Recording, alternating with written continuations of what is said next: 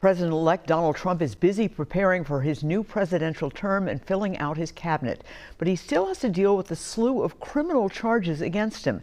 In fact, on Thanksgiving week, he's scheduled to be sentenced on his conviction on 34 counts of falsifying documents to cover up the hush money payment to Stormy Daniels.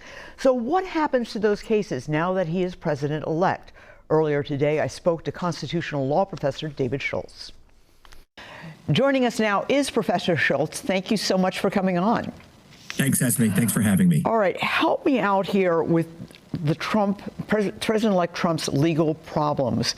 He is scheduled for sentencing on November 26th, the week of Thanksgiving, on that case, the state case in New York, where he was convicted on 34 counts of falsifying business records in order to cover up the hush money payment to Stormy Daniels. What happens with that? Well, it's pretty unlikely to start with, had he even not been elected president, that he was going to get any prison time. More likely, it was going to be a fine, maybe probation. I suspect something very similar to that he still might just get some type of financial fine, and that's about it.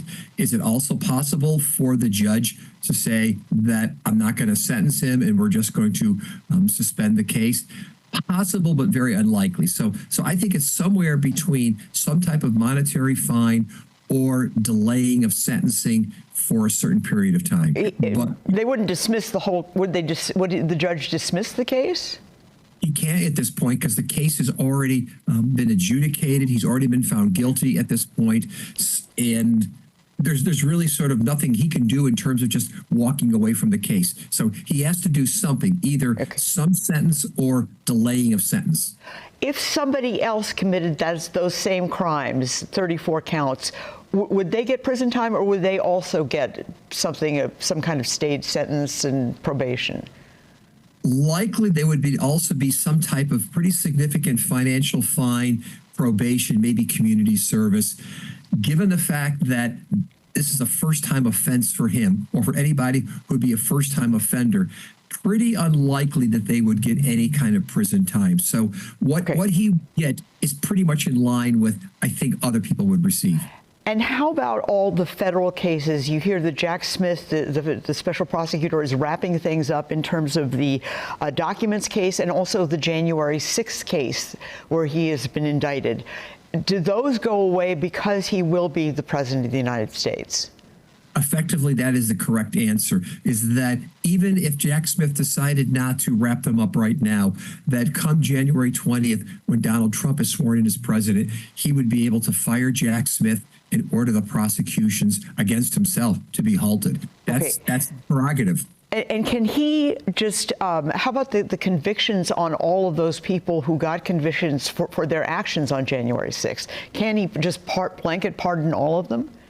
Yes, he can. The president has nearly unlimited pardoning power under the Constitution and according to the Supreme Court. So anywhere from Steve Bannon to just about anybody else who took part in the January 6th rebellion several years ago, he can, if he decides, issue them a blanket pardon against any federal offenses. Now, I know there was a dispute about immunity. Had he not won the election, I mean, this is obviously a hypothetical, would those cases have continued?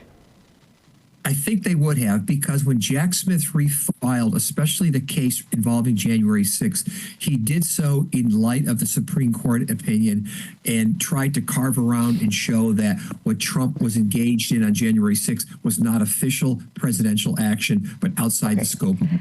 And civil lawsuits, you can't sue the president, can you? Yes, you can continue with civil lawsuits. We learned that from Jones versus Clinton from many, many years ago, where the Supreme Court said that civil suits for sexual harassment in the case of Bill Clinton could proceed while somebody is president of the United States. So any of these outstanding civil suits that are against Donald Trump, they can continue to proceed while he's president of the United States. All right, that is so interesting. All right, thank you so much, Professor Schultz. I really appreciate it. My pleasure. Thank you, Esme.